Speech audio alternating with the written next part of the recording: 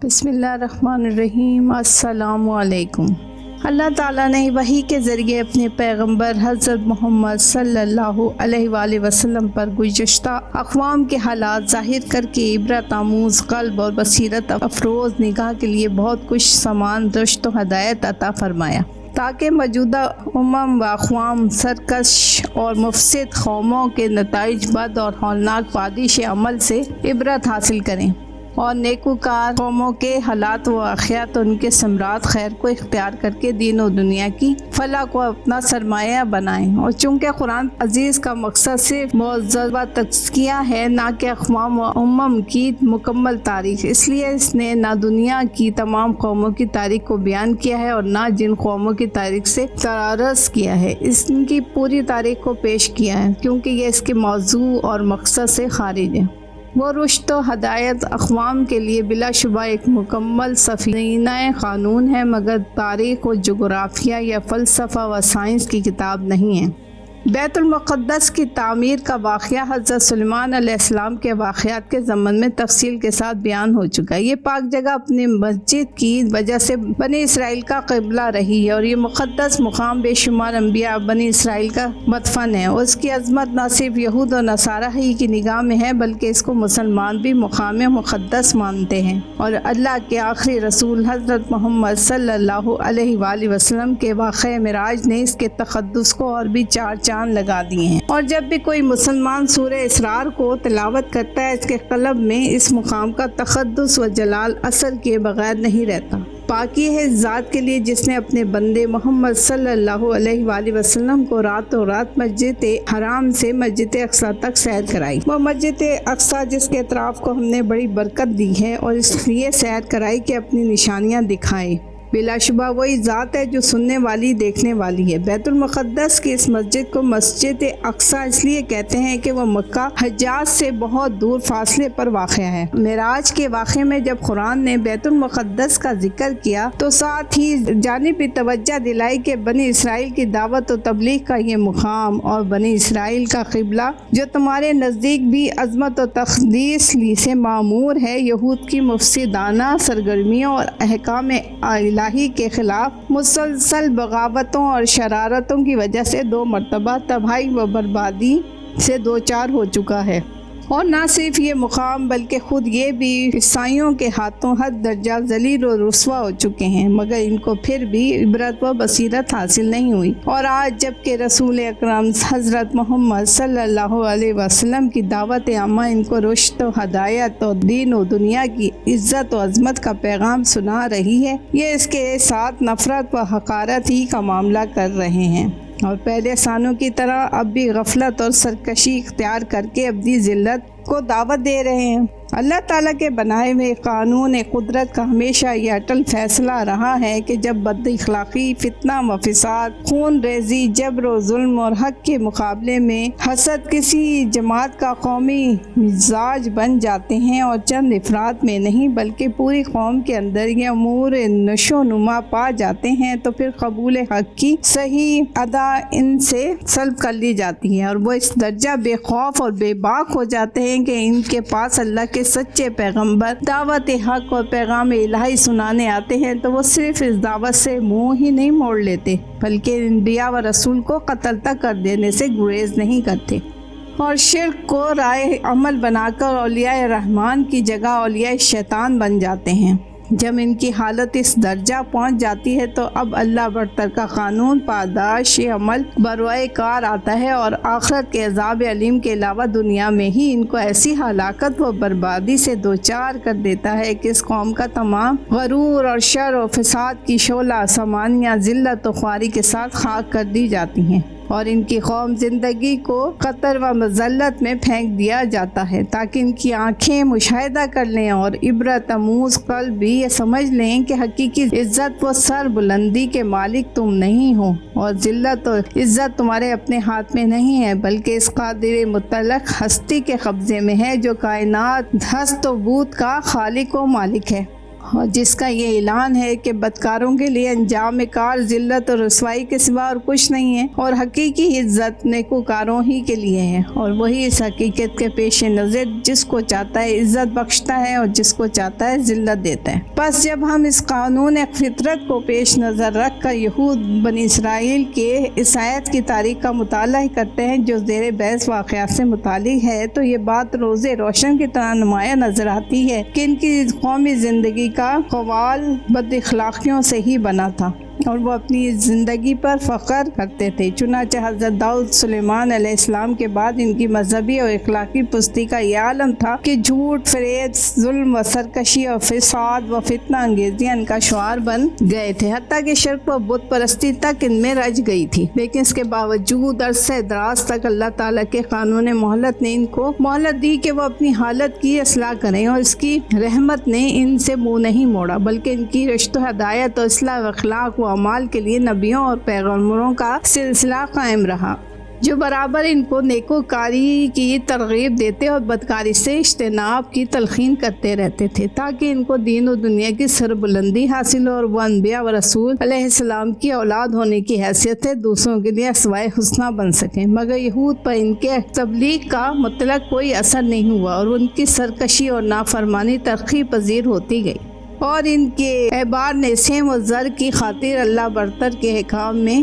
تلبیس شروع کر دی، حلال کو حرام اور حرام کو حلال بنانے میں بے خوف ہو گئے، اور عوام نے کتاب الہی کو پشت پش ڈال کر گمراہی کو اپنا امام بنا لیا، اور بے باکی کے ساتھ ہر قسم کی بد اخلاقی کو اپنا لیا، اور آخرکار ان کے واس و امام اس انتہائی شقافت و بدبختی پر اتر آئے کہ اللہ کے معصوم پیغمبروں کو قتل کرنا شروع کر دیا، اور ان کی تکذیب کر کے ان کے خون ناحق پر فخر و مباحات کرنے لگے۔ چنانچہ نبی کی کتاب میں جگہ جگہ ان کی بدکاریوں اور نافرمانیوں کا اس طرح ذکر موجود ہے: بنی اسرائیل نہیں جانتے، میرے لوگ کچھ نہیں سوچتے، خطا کار گروہ ایک قوم جو گناہوں سے لدی ہوئی ہے، بدکاروں کی نسل، خراب اولاد کہ انہوں نے اللہ کو ترک کیا اور اسرائیل کے قدوس کو حقیر جانا، اس سے بالکل پھر گئے۔ اے میری امت، تیری پیشوا تجھ کو گمراہ کرتے ہیں اور تیرے راہگروں کی راہ مارتے ہیں۔ خداوند کھڑا ہے کہ مقدمہ پیش کریں، اور وہ لوگوں کی عدالت کرنے پر تیار ہیں، کیونکہ وہ جو ان کے پیشوا ہیں ان سے خطا کاری کراتے ہیں، وہ ان کی پیروی کرتے ہیں، نگلے جائیں گے۔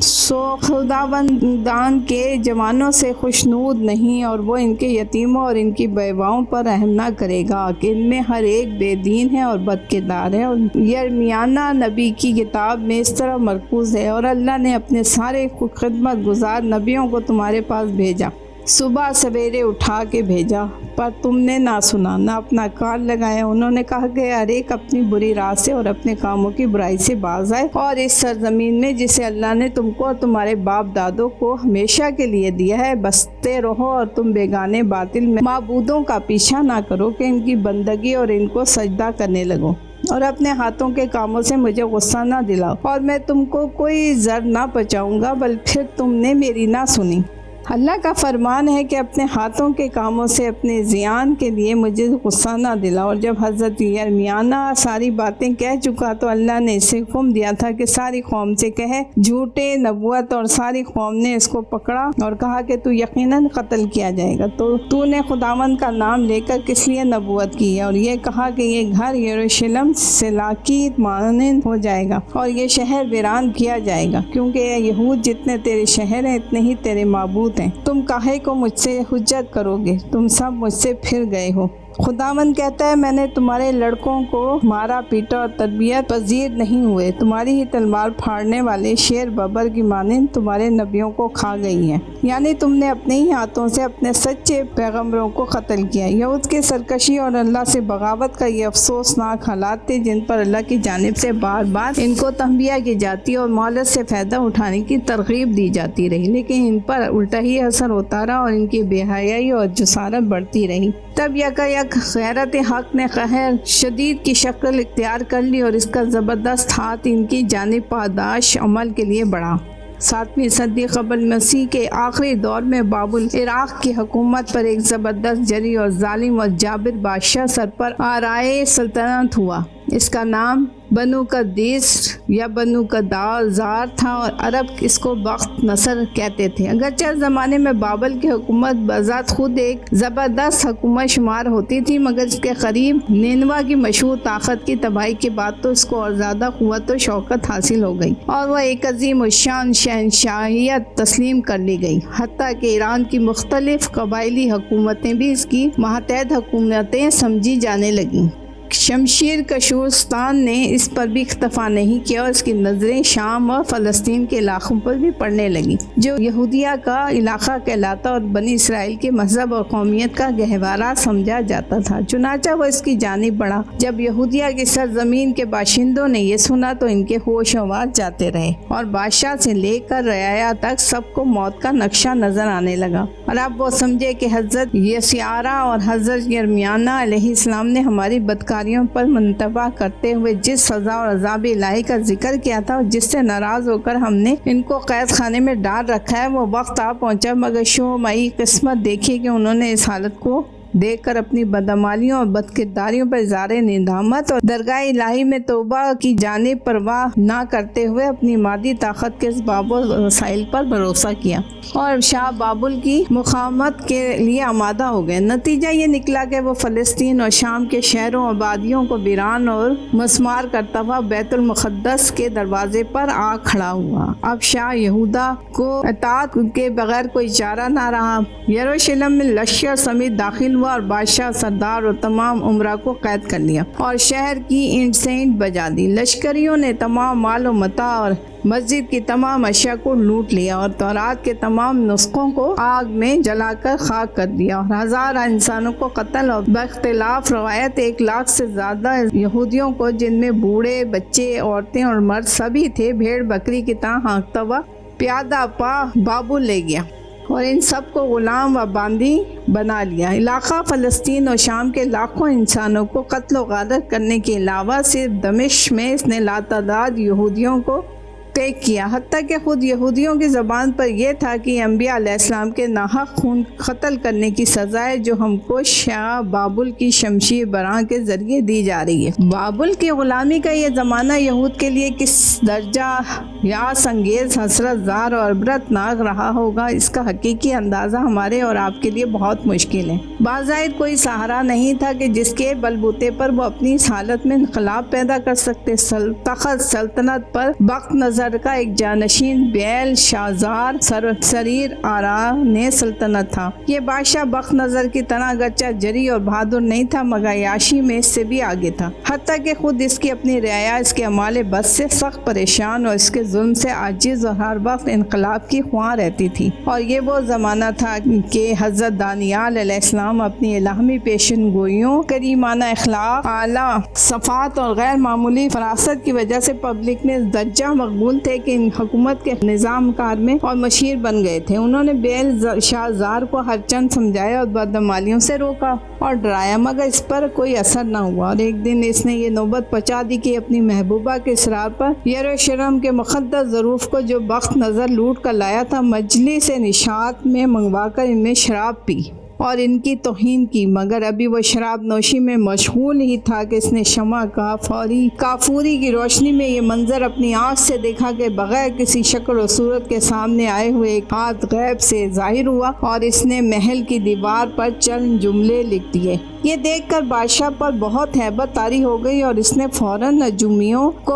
اور بڑے بڑے جوشتیوں کو جمع کیا اور ان سے اس واقعے کو نقل کر کے تحریر کا مفہوم معلوم کرنا چاہا، لیکن کوئی اس عقیدے کو حل نہ کر سکا اور وہ بھی بادشاہ کی طرح حیران رہ گئے۔ تب ملکہ نے کہا کہ آپ اس برگزیدہ انسان دانیال علیہ السلام کو بلائیں، جس کی باتیں ہمیشہ سچی ہوتی ہیں اور جو اپنے اعمال و کردار میں بے نظیر انسان ہے، وہی اس کو حل کر سکتا ہے۔ حضرت دانیال علیہ السلام دربار میں پہنچے تو بادشاہ نے واقعہ نقل کیا اور کہا کہ اگر تم اس کو حل کر دو تو میں تم کو دولت و ثروت سے مالا مال کر دوں گا۔ دانیال علیہ السلام نے ہنس کر جواب دیا کہ مجھے تمہارے مال کی ضرورت نہیں۔ بادشاہ گوش ہوش سے سن، اللہ نے تجھ کو قوت اور دولت دونوں سے حصہ وافر عطا فرمایا اور نبیوں کے اولاد تک تیرے حوالے کر دی، مگر تو نے اللہ کا شکر ادا نہ کیا اور جس نیک کرداری کی تجھ سے توقع ہو سکتی تھی وہ تو نے پوری نہ کی، اور حد یہ ہے کہ تو نے مجلس نشاط میں یروشلم کے ظروف کی توہین کر کے گویا یروشلم کے اللہ کو چیلنج کیا، چنانچہ اس کی جانب سے تجھ کو وہ جواب ملا جو تو نے توشے میں دیکھا۔ توشہ کہتا ہے کہ ہم نے تجھ کو وزن کیا مگر تو پورا نہ اترا اور کم نکلا، ہم نے تیری حکومت کا حساب کیا اور اس کو تمام کر ڈالا، اور ہم نے تیری حکومت پارا پارا کر کے فارس اور میڈیا کے بادشاہ کو بخش دی۔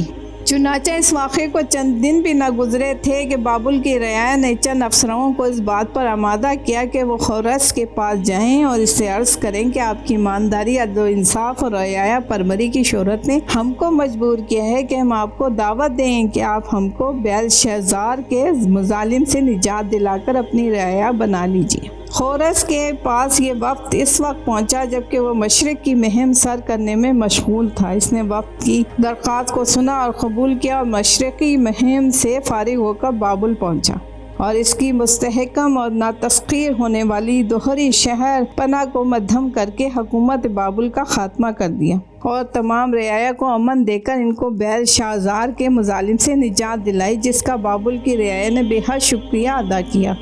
اور بخوشی اس کی اطاعت قبول کر لی۔ جب خورس بابل کے شہر میں فاتحانہ داخل ہوا تو حضرت دانیال علیہ السلام نے اس کو توریت کی وہ پیشگوئیاں دکھائیں جو حضرت یسیارا علیہ السلام اور حضرت یمیانا علیہ السلام نے یہود کو غلامی سے نجات دلانے والی ہستی کے متعلق کی تھیں۔ خورس ان کو دیکھ کر بے حد متاثر ہوا، اس نے اعلان کر دیا کہ تمام یہود آزاد ہیں کہ وہ ملک شام و فلسطین کو واپس چلے جائیں اور وہاں جا کر اللہ کے مقدس گھر یروشلم بیت المقدس اور اس کے مسجد کو دوبارہ تعمیر کریں۔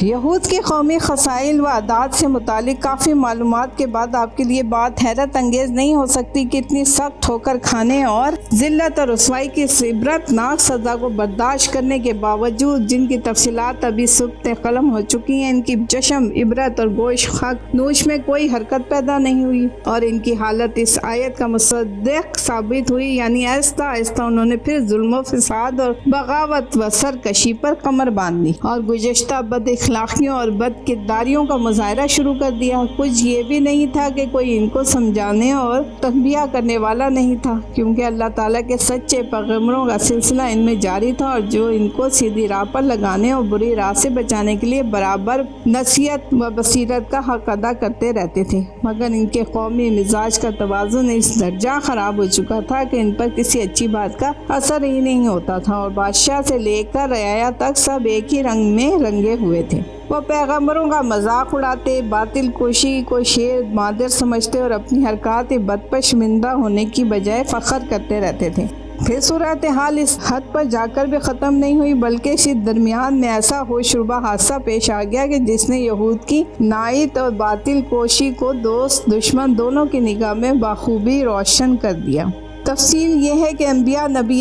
بنی اسرائیل میں سے یہ عہد حضرت یحییٰ علیہ السلام کی تبلیغ و دعوت کا عہد تھا، اور عرض یہودیہ میں حضرت یحییٰ علیہ السلام کے مواعظ کا یہ اثر ہو رہا تھا کہ بنی اسرائیل کے قلوب مسخر ہوتے جاتے تھے، اور وہ جس جانب بھی نکل جاتے تھے جماعت ان پر پروانہ وار نثار ہونے لگتی تھی۔ ادھر تو یہ حالت تھی، اور دوسری جانب یہودیہ کا بادشاہ ہیرودیس نہایت ہی بدکردار اور ظالم تھا۔ وہ حضرت یحییٰ علیہ السلام کی مقبولیت دیکھ دیکھ کر لرزہ برآمد تھا اور خوف کھاتا تھا کہ کہیں یہودیہ کی بادشاہت میرے ہاتھ سے نکل کر اس مرد ہادی کے پاس نہ چلی جائے۔ اتفاق سے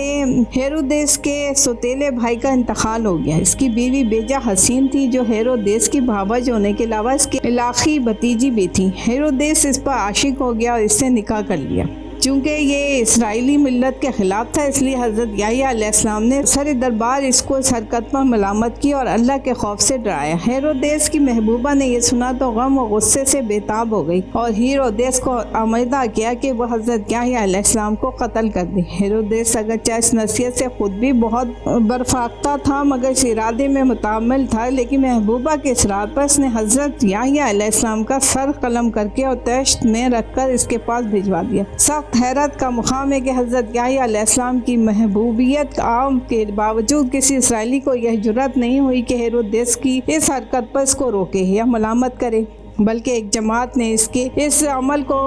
بنظر استحسان دیکھا۔ اب حضرت یحییٰ علیہ السلام کی شہادت کے بعد حضرت عیسیٰ علیہ السلام کی دعوت و تبلیغ کا وقت آ گیا، اور انہوں نے علی اعلان یہود کی بدعات، مشرکانہ رسومات، ظالمانہ خصائص اور بے دینی کے خلاف جہاد لسانی شروع کر دیا۔ یہود میں یہ صلاحیت کہاں تھی کہ وہ امر حق پر لبیک کہتے۔ اسی درمیان میں بادشاہ حارث نے جو ہیرودیس کی پہلی بیوی کے رشتے سے اس کا سسر تھا، اس پر چڑھائی کر دی اور سخت گشت و خون کر کے ہیرودیس کو حزمیت فاش کر دی، جس نے ہیرودیس کی قوت کا خاتمہ کر دیا۔ تاہم یہودیہ کی ریاست رومیوں کے بلبوتے پر قائم رہی۔ اس وقت اگرچہ عام طور پہ یہودیہ کہتے تھے کہ ہیرودیس اور اسرائیلیوں کو یہ ذلت حضرت عیسیٰ